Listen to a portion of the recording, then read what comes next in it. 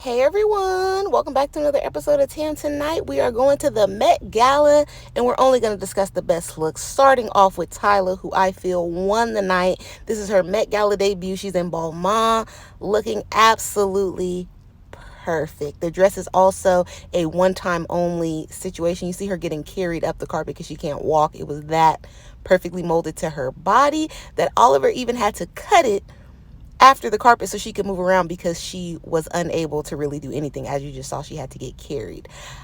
This is how, if you got to make a Met debut, especially as a South African pop star, how you want to do it. I also forgot to mention her hourglass handbag that she also carried on the carpet. 10 out of 10. The little droplets on the nails. People were asking stupid questions. Oh, how are you going to eat with your nails? Ma'am, the droplets are hanging off the tips of the nails. What does that have to do with a fork or a knife? Also, people wanted to note that this was a big moment for Olivier Oliver because I think a year ago is when he had his whole fireplace explosion that almost had him lose the loss of his hands and his vision. So tonight was a comeback for him as well. Braids aside, I think he did an amazing job. I love his work and his dedication because a lot of the designers not getting down like this. Also, throughout the night, all the interviews and the pictures, you could tell Tyla was so happy, so confident, and she felt beautiful, and that is always the goal. Pieces that she wears. Of course, she did a second look because why not? When you got that bag, go spend it. This black dress is from the 1996 collection from Givenchy, and the hat is Philip Tracy. I don't know if it's the exact hat or if it's a recreation based on the reference, but it killed. Law knows it. She knows it. Zendaya is definitely going down in history as a style icon. There is no competition. There is no peer in her lane. This beautiful woman, Miss Patel, the only person in Iris Van Harpen, and you see that the sleeves are moving, the gloves are moving. Iris is one of my favorite designers. She is, in my opinion, among the last of the true couturiers. She really goes out of her way to make all of her looks impeccable, stand out, one-of-a-kind pieces, and for me, that is why she is so sought after, and more girls should be wearing her. Next up, we have the gorgeous Tiana Taylor in the blonde, which I believe was her first time on a fashion runway. Killed it. Miss Angel Reese appearing at her very first ever Met Gala. She is wearing 16 Arlington, and it also happened to be her birthday, and she just got into the WNBA.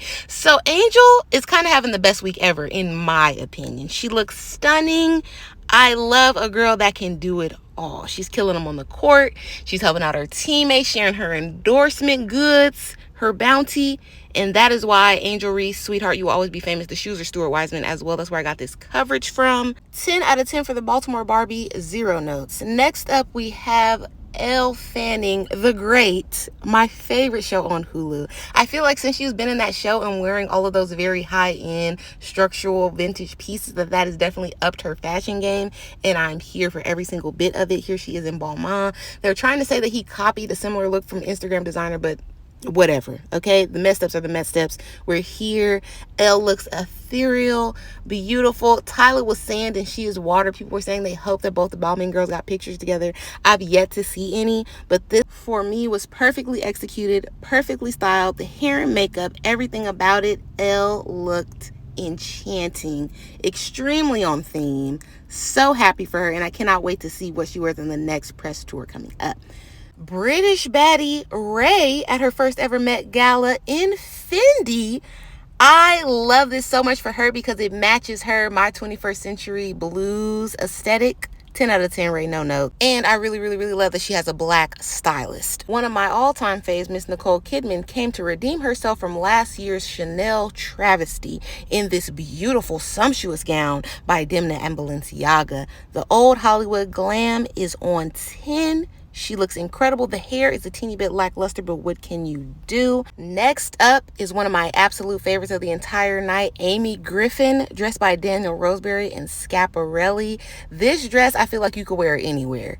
A wedding, a funeral of somebody you hate, Met Gala, when the president is getting inaugurated, anywhere, you're gonna slay them all dead in this. Daniel Roseberry does no wrong to me, though I'm a fan, I'm a stan, y'all already know. Demi Moore in Harris Reed letting these young hoes know that they could never ever fuck with her. We love it, Demi.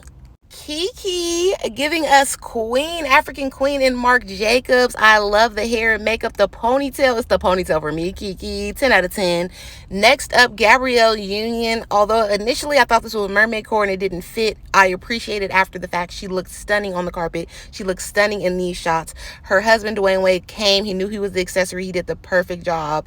Gab, you will always be famous, sweetie. Mindy Kaling and Gaurav Gupta. I feel this is the best I've ever seen Mindy Kaling look ever in life. And I know that she's enjoying her time as a bad bitch. Miss Aaliyah Bhatt looked beautiful on the carpet. I believe this is also her first Met Gala. I'm always going to go up for a girl in her traditional clothing and making it a look, serving fashion. 10 out of 10 for me. Venus and Serena Williams.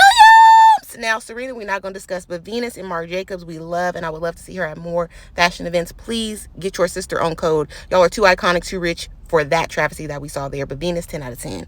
My favorite of the night, Miss Chloe Sevigny and Delaria Findagloku. As a period movie fan stan, I feel like she embodied the theme. She ate down, and she knew it because when she got home, she gave us one final serve for the archives. Check them out. Next is Isabel Huppert, the Venice Film Festival president, wearing Balenciaga by Demna, which is a recreation of a dress originally created by her great-great-grandmother and her sisters. I believe their house was called the Khaled Sisters or something like that.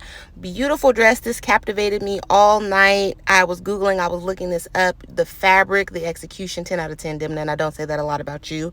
And finally, the most show-stopping of the night, or the biggest train, goes to Cardi B and Widow Scene, of course, styled by Colin Carter. I like this look a lot. However, I feel like Cardi, this is her second time relying on a big train and a big dress to make the moment, and I don't want to see that again from her. I want to see something different next year. But let me know what y'all think about this Met Gala coverage in the comments, what your favorite looks were. Please don't forget to subscribe and follow if you're on TikTok, even though they might ban it. I don't really know what I'm doing here anymore.